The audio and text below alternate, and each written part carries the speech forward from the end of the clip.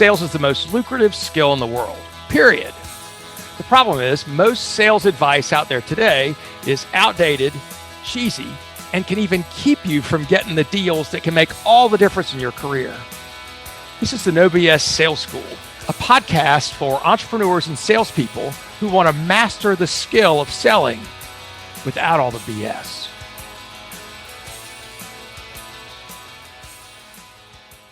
Welcome to No BS Sales School. I'm your host, Walker McKay. Today, I am super excited to have a friend of mine, Umar Hamid, on the show. Umar is an expert at changing human behavior.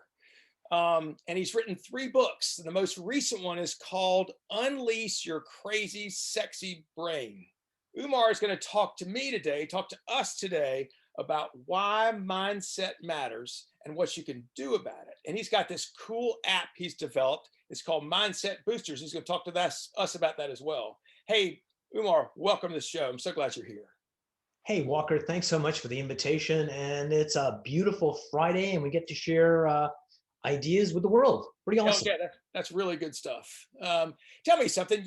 You are an expert at changing human behavior. Yes. How in the world does one become one of those? First, you have to be a psychiatric patient. No, okay, that's good. not it. I passed that. I'm good. I'm in there.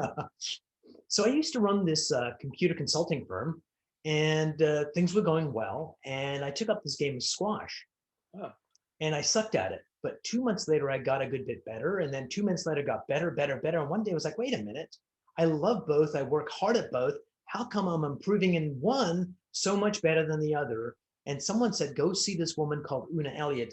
She's an expert in neuro-linguistic programming. She's going to help you. And it's like, okay. So I go to see this woman. And in our initial session, she helped me figure out what the mental block was that was stopping me in my business career. And when she removed that, I just knew in my heart of hearts that something profound had happened. And when I walked out there, I said, I'm going to learn this one day and help others. And that's how I started on this journey, is very much being a client and noticing that change happens like that. And so obviously you became a student then of NLP?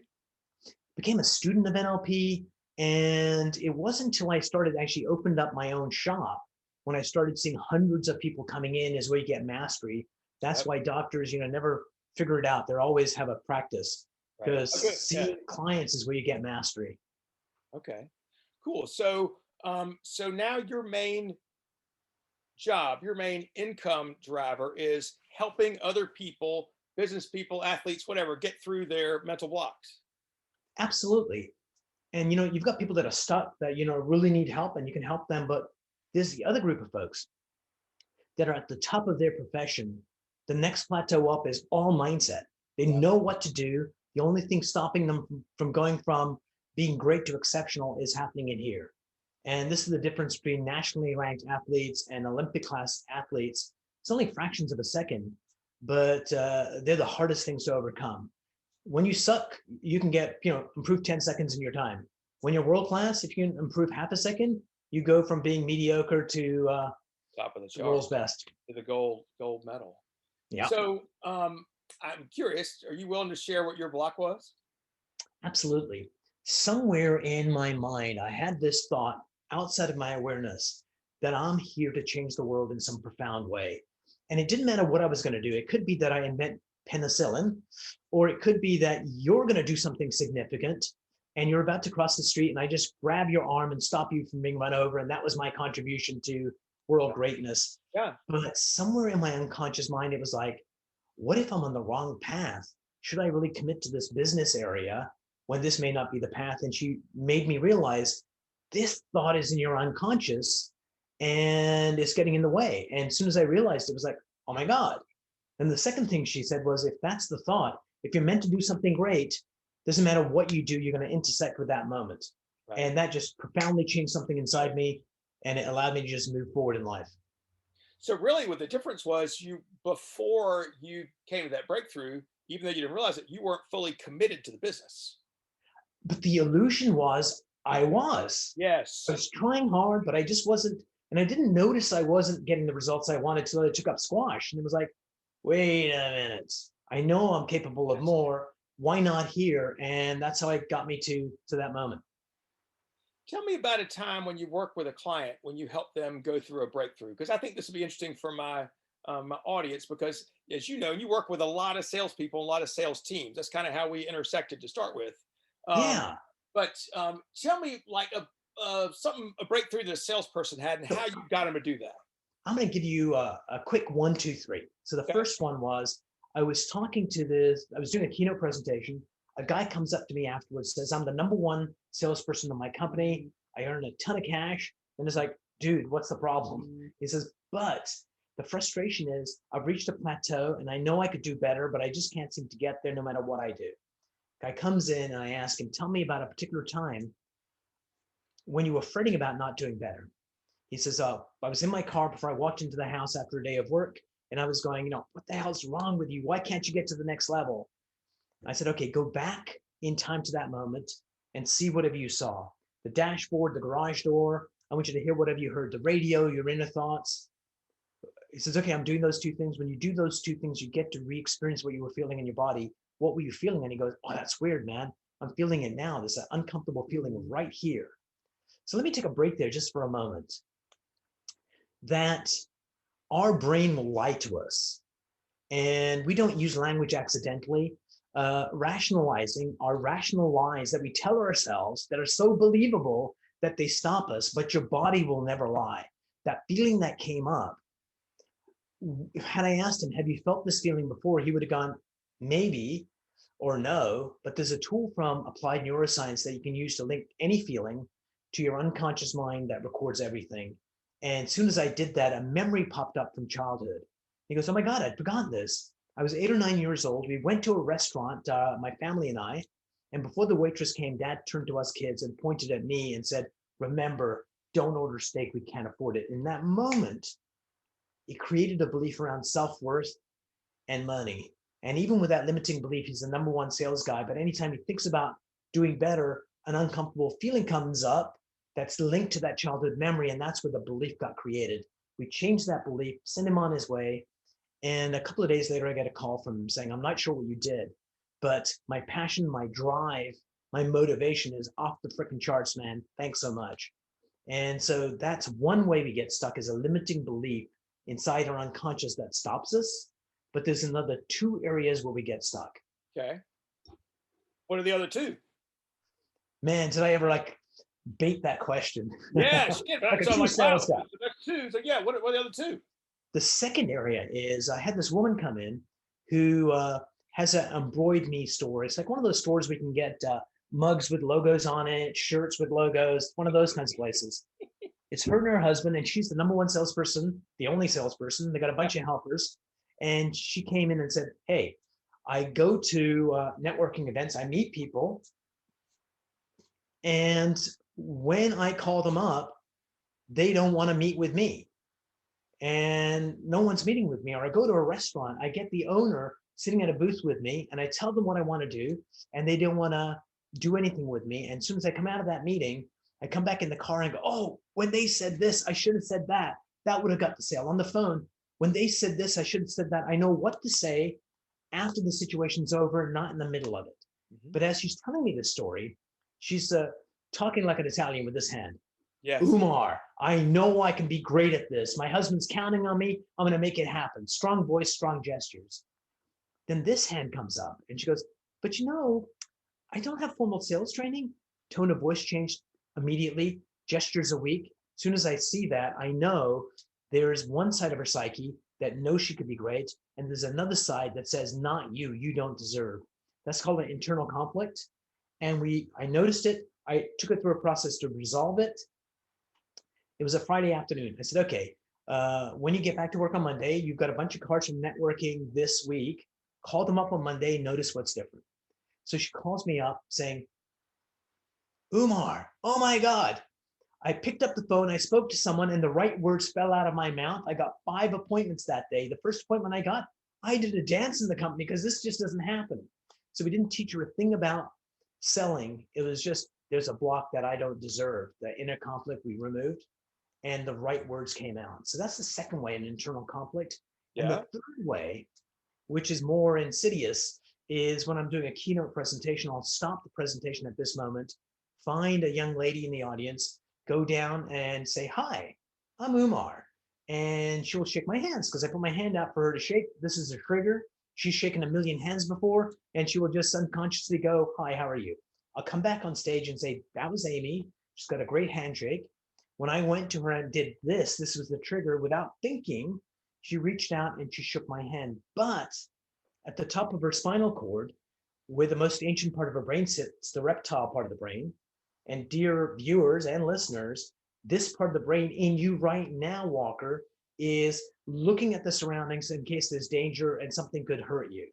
Yes. That part of her brain had to figure out, is it safe to shake Umar's hand? Because if you go to a police officer on duty, unless you're a personal friend and you say, "Hi, how are you?" they will not shake your hand because you're grabbing hold of their body. That's not safe. Right. So her reptile brain had to go, is it safe to shake Umar's hand? And just to lighten the tension in the audience, I go, her reptile brain said, "I could take Umar." Always gets a laugh. But then her brain had to figure out how firm to shake my hand. Not firm enough, I'm going to think she's a wimp. Too firm, I'm going to think I'm a wimp. Not long enough, I'm going to think she's stuck up. Longer than she should, then it's like, "Yeah, babe, I know you deserve me." Talk to you soon, babe. Right. Yeah. Yeah, all those calculations happen in her unconscious mind at a lower level than consciousness. She just saw this, she shook my hand. So what happens with salespeople is we are comfortable selling to $10 million accounts. We're masters of our domain. And then we're dreaming about that $100 million company. We finally get the appointment. We go to the reception room. And as soon as we get to the reception area, we look around and we go, "Oh my God, they're going to be too important to work with us. We're too small." And they start, it's the same thing. Some kind of trigger starts this negative process that sabotages their efforts. And they're the three main places people get stuck. And sales training is essential for us to be exceptional in what we do. But unless you do the mind training to get people unstuck, they can't use that training in the way that it was intended. 100%. I tell people that all the time. It doesn't matter how great or crappy my sales training is. If you can't make it come out of your mouth, it's completely worthless. Absolutely. And some people make it come out of the mouth and it's with such weakness. "Hi, how are you?" Yeah. So, and the reason for that is this, is that our beliefs control everything. Like we have anywhere from 50,000 to 100,000 beliefs. And from that, we create a model of the world, how we think the world works. And some of the people that you're training in their model of the world, what you just suggested, fits. And they go, "Oh my God, thanks, Walker. This is freaking amazing." Yeah. And for other people, it's not in their model of the world to be able to do that. And they'll go, "Thanks, Walker. That was really good," but won't do a single thing to make it happen. And that is all mindset. So it sounds to me, Umar, like somebody, tell me if I'm missing something here. It sounds to me like you sell magic dust. Somebody can sit in your office, you spend an hour with them, you go, you snap your finger, and they walk out and everything's fixed. That sounds like bullshit. It does sound like bullshit. So let me bring some reality into it. Good. So let's say you've got someone, they're 6 years old, they're in class, and the teacher asks them to read out to the class. And as they're reading, they mispronounce a word, and all the kids snicker at them.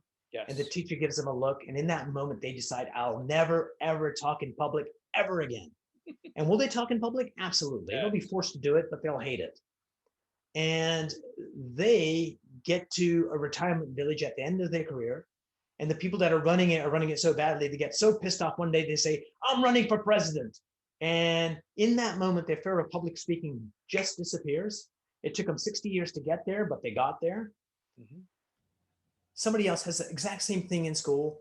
They're going to be the regional VP of sales. They'll have to do a lot of presentations. They go to a psychiatrist for 6 months. At the 6 months level, one Thursday afternoon at 2:22, the therapist says something and something changes in their mind. In both cases, the second one, it was 6 months of therapy, but I'm not concerned about that. I'm concerned about what happened when the therapist said the magic thing. Yes. And change happened here. What happened at that moment of change? Same thing for that retirement vote. It was 60 years of living it and then one moment of deciding. Change happens in an instant is the way it works. So the question is, how do you get them there? Yeah. So sometimes it takes longer than one session, and I coach people to get there. But when the change happens, it happens really quickly. And the reason traditional stuff doesn't work as good is this. Let me ask you a question, Walker. This is going to be kind of ridiculous, but guess how many words a minute the world's fastest reader can read with 100% comprehension. How many words in a minute do you think that is? It's a ridiculous number. Let's call it 200. It's 83,000 words a minute. Come on, What bullshit. they do is they use a photo reading technique. They look at a page, their mind takes a snapshot of it, and as they're flipping to the next page, the back of their mind is processing what they just took a picture of. Anyone can learn it. I don't know how to do it. I don't want to know how to do Yeah. it. But it shows you the power of your mind Yes. is immense.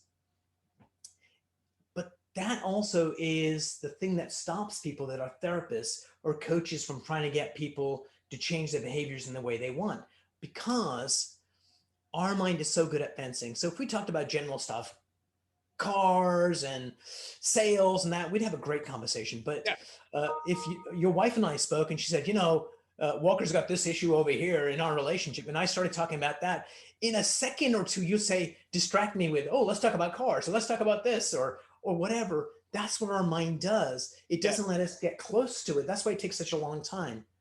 But when you do two things, number one, you connect in a way where you create an incredible safe place for that person, and then you get them to listen to their body.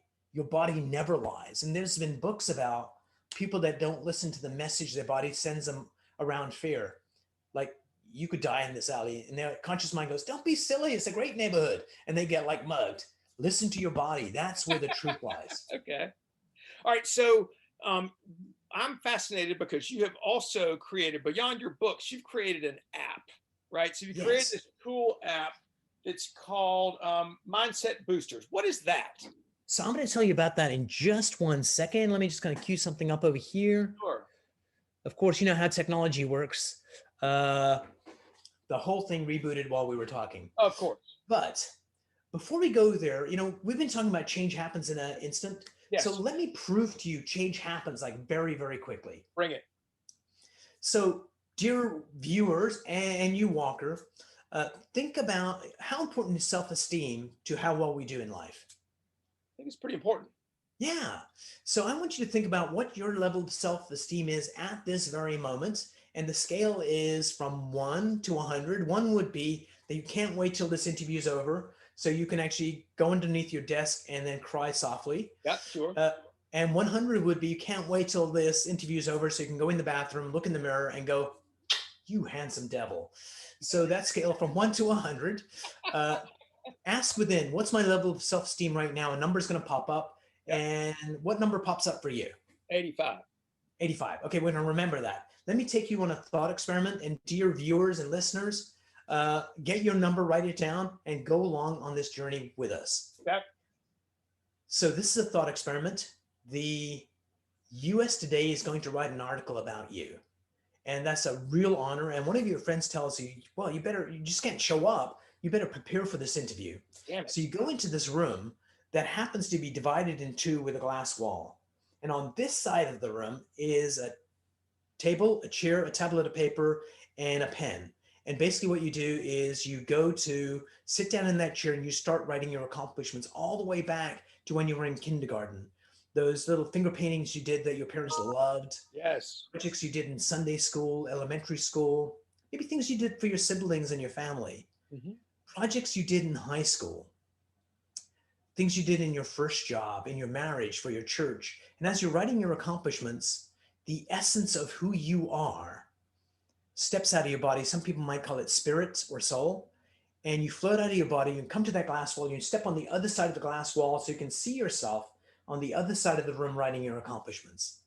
And as you're standing there, I want you to think of someone from your life, and it could be one of your children or a mentor or a spouse. Think of who that person would be for you. And when you've got that person, have them stand right next to you, watching you write your accomplishments on the other side of the room. Okay. Do you have that person? Yes. Good. Since you're spirit for a moment, step into their body. And as you step into their body, I want you to see yourself through their loving eyes and really get a good sense of how they see you with those loving, caring eyes. Yeah. When you have a good sense of that, I want you to hear their thoughts about you, how much they love you, how much they care about you. Yep. And finally, since you're in their body, get a good sense of the depth of their emotions for you, how deeply they love you, and how much they care about you. Now you have three things: how they see you, you can hear what they think about you, you can feel the depth of their love for you. Step out of their body, go through that glass wall, and go back to where you are right now watching this or listening to this, and step back into your body. When you step back in, it changes things fundamentally, right? Yep. When you think about your self-esteem, what's that number change to? About 5,000. Yeah, isn't that amazing?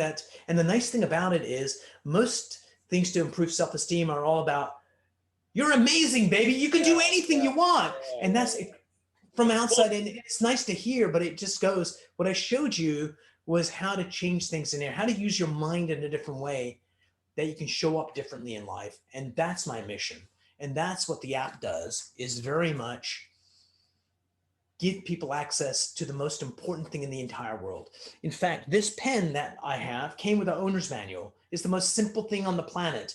Who cares about the owner's manual for that? But the most important thing on the planet, our mindset, does not. And that's my mission, is if we could teach people how to take charge of this, we'd change the world. We'd allow people to be better salespeople, better leaders, better husbands, better wives, better kids.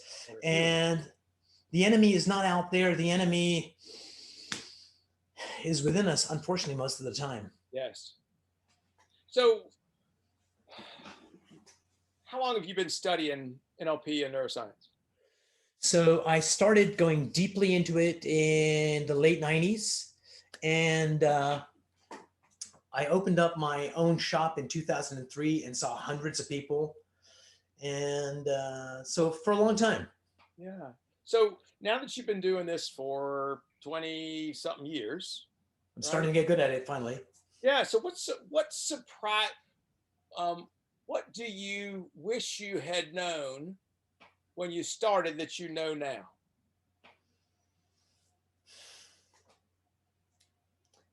I'm going to answer that in a moment. Another answer is coming up from a different area, but I'll ask the one you asked in a moment. The interesting thing is this: you could have a teacher, and I've heard of a lot of teachers doing this, a student that's, maybe misbehaves or isn't as smart as they could be, and the teacher goes, "You're never going to amount to anything." Oh yeah, I had a boss tell me that. And so think of a teacher with a 7-year-old saying that. Like, what kind of dick would do that? Number one. Number two, you could have one kid that hears that, it crushes their hopes for life. Yep. And scars them for life.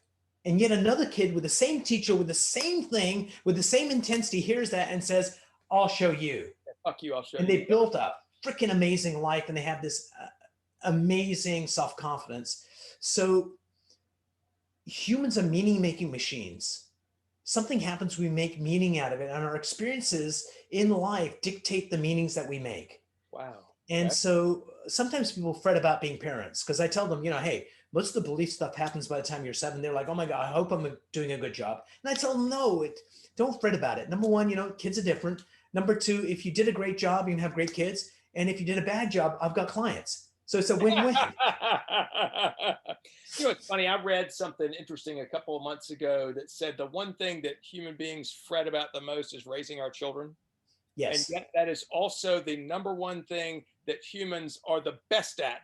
We do that better than any. We have, as the population grows and explodes, continues forever. We're great at raising children, or great at least having them and raising them. So, well, at least not killing them. And yeah, we're getting better at it. And it's kind of interesting at this moment in time. So when my dad went to school, my dad's just turned 89. If you asked him to do algebra right now, he could probably kick your ass and my ass easily. Wow. Because when he went to school, what the teacher would do is this: if you got a problem wrong, the teacher would get a chalk, put it between your fingers, and then nutcracker your fingers to create this intense pain. So I'm not condoning that at all. Yeah, that's right. But he still remembers it. But we're at this stage now where it's like, we're all winners and you're amazing. And I think we've done a disservice to our kids by doing that.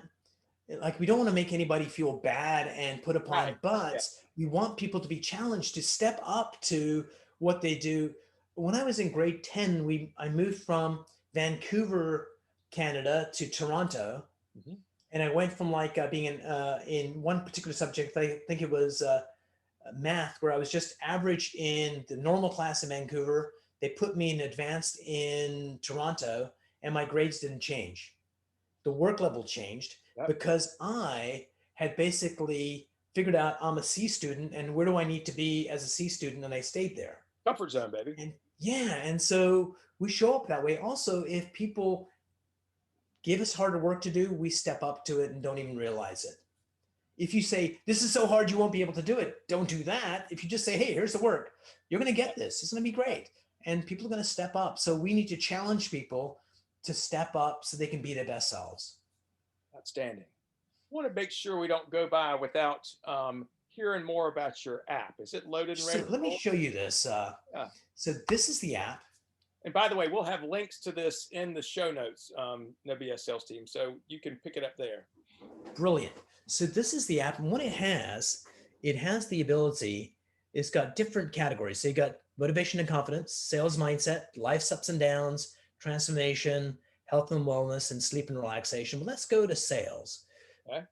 You got a sales issue, you go to the sales area. And when you go to the sales area, it opens up there. And the track I want to share with you is rebound after a setback. Okay. Because we've all had salespeople that their quarterly number and the company's quarterly number, because the stock price is counting on it. Yep. That sale does not come through for whatever reason. And it could bum that salesperson out for an afternoon, a week, a quarter, or the rest of the year. Yep. I've had it ruin a year before. Yeah. What this track does is in 7 minutes, 29 seconds, it uses NLP and applied neuroscience, and it walks you through a process. You listen to it, and it basically lets you let go of all the stress around it, learn the lesson you need to learn, and then get back into optimal sales mode in 7 minutes, 29 seconds. So you're back on the phone and you're selling at the height of your powers within 7 minutes, and it's designed to give you the help you need when you need it. Outstanding. So I've got salespeople that listen to a few tracks every morning before they start their day, and they're on freaking fire as they go. And after lunch, they come back and they listen to a couple more tracks, and they're back on fire again. Let me ask you this, Walker. What percentage of salespeople do you think have difficulty asking for the sale? They do the presentation, but actually saying, buy my stuff. Yeah, I think a lot of them struggle with that. Yeah, and so ask for the sale is like just under 6 minutes. It programs your mind for the rest of the day. You're going to ask for the sale continually and often and comfortably and powerfully. And so what it's designed to do is give you the help you need. I'm going to share one more track with you just to kind of help out. Before COVID, what happened is before the damn pandemic. Yes. That a spouse would come home. They would come home and be with the family. But even the family dog can tell that you're physically here, but mentally you're checked out because you're stressing about work and thinking about other stuff. So you pull into the driveway, and the first track is let go of work. And what that does is in 6 minutes, 44 seconds, it lets you let go of all the anxiety from the day of work. You get to highlight what you want to work on first thing when you get back to work so you don't lose track of where you are. And then you get to re-experience the very first time you fell in love with your spouse. And you authentically feel that in your body. And if you remember way back when you fell in love, there was also a bit of lust in there. Yes. So you walk in the house and you just show up differently. And your family goes, Mom or Dad, and you're fully present. So I want to give people the ability to decide how they want to feel and act in any situation. That, if the issue's happening now, I want the help now. And I used to make these customized tracks I used to be in Silicon Valley for like elites over there that would say, hey, Umar, I've got this issue. Can you help me with one of these tracks? I used to make them super customized. And I'll tell you about one of those in a minute. But now in this stage of life is how can we democratize this so everybody can get one, so to get the help they need when they need it. And that's going to be, remember that how I started on the NLP path? I'm going to change the world. Yeah. I truly believe this is how I'm going to do it, is to just let people know you can take charge of this. Here's an app that's going to help you do that right here, right now, today. How do people find the app? So shows like this, people get to know. They can go to the website, mindsetboosters.com, and we're going to put it in the show notes. Okay. Yeah. And they can test it out for 7 days. And if they like it, we swipe their credit card, and it's pretty much dirt cheap. It's $100 for the year or $13 a month. Yep. And if they want, they can get a customized track. So I'll tell you about one of my Silicon Valley clients. They said, Umar, I've got this issue. Can you help me with an app? I said, okay, well, what's the issue? And they said, the issue is that when I finish work, I get super focused on it, and I come back home and I eat like a beast, uncontrollably. I eat whatever's there. Can you help me with a track to do that? And so we created a track that was like 7 minutes. And at the end of the day, he listens to that before he goes home. And what it does is it gets him to eat appropriately and also be fully present when he's at the dining room table with his family. And his wife's like, what have you done with Doug? Who the hell are you? Right? Who the hell are you? So that was, I got this issue, help me with that. I've worked with sports professionals. I'll tell you one more story, then I'll turn it back over to you. Yeah. I had this mother bring in her kid. His name's Ethan, plays lacrosse in high school. He's a smaller kid. And he said, when there's an aggressive player from the other side coming in to attack on our side of the field, I hold myself back because I don't want to get hurt. And so we created a mindset booster for him to make him braver and bolder. And he said, for the first time ever, the coach highlighted me to all the other players. And he says, hey guys, stop goofing around. Why can't you be more like Ethan? He's like on the ball. And that's the track he listens to just before he goes on the field for any game. And it just programs his mind to show up more powerfully. That's cool as hell. Sounds like you got a really fun job. And it's funny. I've learned this about you, but you are such a. It's fun to talk to you, and the energy you put off is so positive, and I can see why. Because you're bringing that to people every single day. That's really. Can I share with you a couple things I've learned? Oh, please tell me. I love that you talked about that change happens just in a snap, right? But that it may take you a while. Some people it takes a while to get there, but whatever it is, the change happens in just a moment. That was cool. And also the way that you got people to go back and see what their feelings were like so that they could, then you could begin to unlock what was the cause of that. I think that's really neat. Umar, how would people get in touch with you? How would they find you if they want to learn more? So probably two ways. Number one is go to the website, mindsetboosters.com. We're going to put it in the show notes. Yes. And the second way is just go on LinkedIn and just look me up. And that's probably the best way to connect as well. And if you've got a question, reach out and I'll be more than happy to help anybody at any time, because the reason I'm here is to make the world a better place. Outstanding. Umar, thank you so much for being on the show. This has really been fun. I appreciate it very much. Thank you so much. It's an honor being here, and everyone, happy selling. No BS Sales Team, I hope you enjoyed this conversation with Umar. He is a really bright guy. He's fun to talk to. Go buy his book. Go to his website. Get the app, mindboosters.com. Mindboosters.com, correct? Mindsetboosters.com. Mindsetboosters.com. Excuse me. I'm sorry. We've got a newsletter that goes out every single week. If you want to sign up for the newsletter, go to my website, walkermckay.com/newsletter. What you'll get there is every single week, you'll get one of my, I'll write a blog post every week on Wednesdays that you'll get about some kind of selling topic. And on Fridays, you'll get a copy of the book list, the most recent books that I've read. You'll get links to the videos I've done, links to a podcast, and some other cool stuff that I'm reading or sharing. So if you want to be a part of that, we also offer special discounts for stuff that we sell for the newsletter readers. So if you want to go do that, go to walkermckay.com/newsletter and get yourself signed up. Love to have you there. Umar, you're the man. Thank you so much. I enjoyed this conversation, and I know a bunch of people will reach out to you. Thanks, Walker. Take care.